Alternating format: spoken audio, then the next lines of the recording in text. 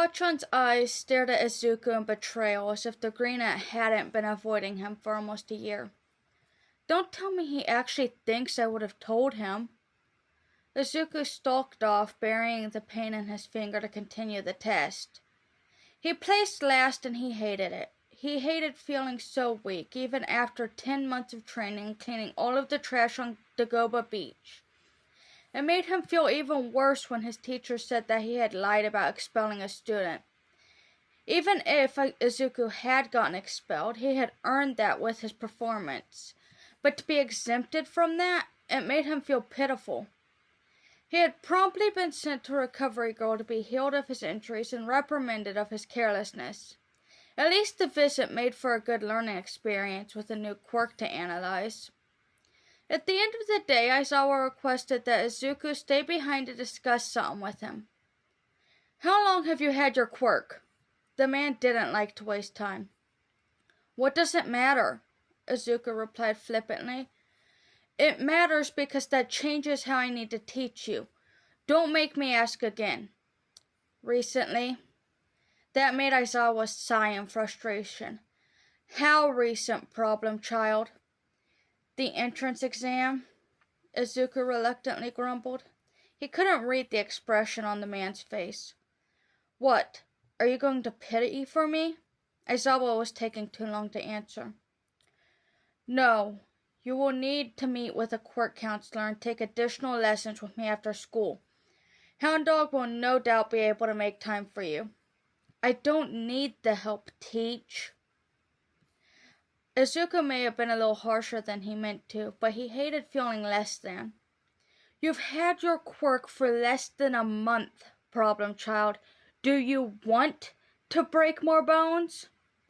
Breaking less bones did sound nice, but he sure wasn't going to be nice about it. Fine. When do we start, Sensei? I will have to discuss the schedules with Hound Dog, but tentatively, you'll work with me on Mondays, Wednesdays, and Fridays after school. Sure. Can I leave now? There's no use sticking around if I can't even get a proper answer. Yes, you may go. I will contact you with a schedule. Be sure to tell your guardians. Izuku just waved his hand noncommittally and stalked out of Recovery Girl's office. Later that night, Izuku ignored all of the unread text from Kachan to read his new schedule. Mondays, Wednesdays, Fridays, and optional Saturdays after school with Aizawa for combat training. Thursdays before class with Hound Dog.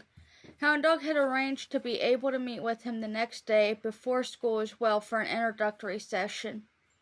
At least he would get actual lessons on how to use his quirk. As motivated as all might seem, he was a complete idiot in that area. Really? Clench your butt and yell smash? That is terrible advice. This would also help him avoid the questions and sad eyes that Kachan will no doubt point his ways. Eyes that might just make Izuku spill every secret. Hound Dog was more hospitable than you would expect from a large dog man. As large as he was, he didn't have an oppressive presence. No, he would be better described as calm and welcoming. He didn't press Izuku for more info, and he wanted to divulge and gave actual advice when asked for it. If you have a hard time working with the strain put on you when using the full force of your quirk, try to think about how it would feel to use a smaller percentage of it. Think of it as how much grip strength you need to hold an egg. If you grip it with too much force, it'll break. But if you don't use enough strength, then it will fail.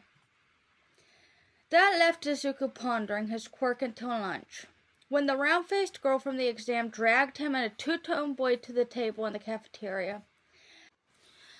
I'm Ochako Uraka, and this is Todoroki Shoto. And you're Takeru, right? Ochako supplied happily after she made them sit together. Todoroki just looked resigned and refused to speak. Izuku pouted. What? No, my name isn't Takeru. Her delighted smile didn't falter.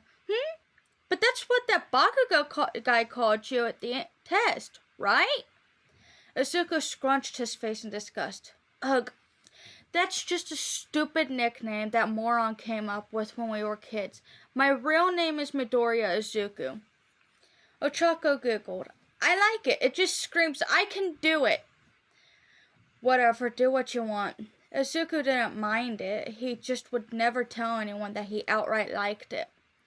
Their conversation was interrupted by the stiff boy with glasses from earlier. Excuse me, I apologize for not introducing myself earlier. My name is Tenya Ida. Is your finger alright from yesterday, Midoriya? It's fine. Can't this guy see that he's trying to eat? Ochako looked thrilled at the prospect of a new friend. Oh, no worries at all. I'm Ochako Uraraka and this is Todoroki Shoto. And you already know Dakiru, of course.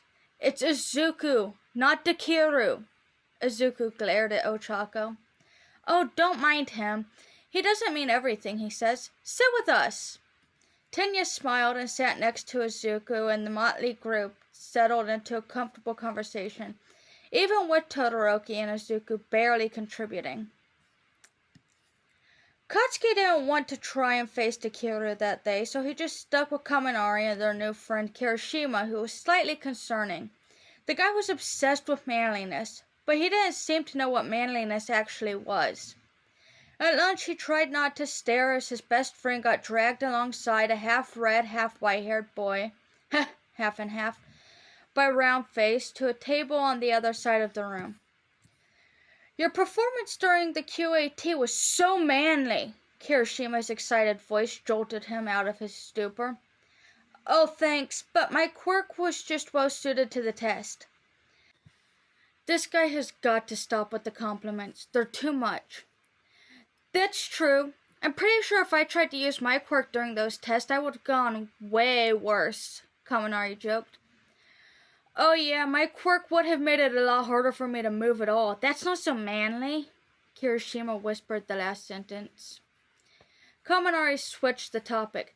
Hey Baku bro, so what's up with you and that Dakiru guy? Oh, his name's actually Izuku.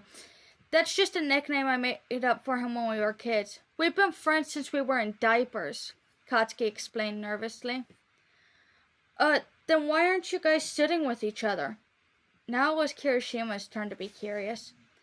Katsuki twisted his hands in his lap. He's been avoiding me for a while, long before we got in here, and I just found out that he had something that he didn't have for years, and I'm not ready to confront him yet.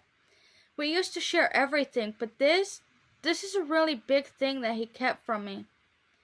That wasn't very manly of him. Yeah, that's just rude. It felt nice to have his new friend stand up for him, but he didn't want to think of Dakiru as bad. It's fine. He's naturally prickly. I'll talk to him soon, just not today.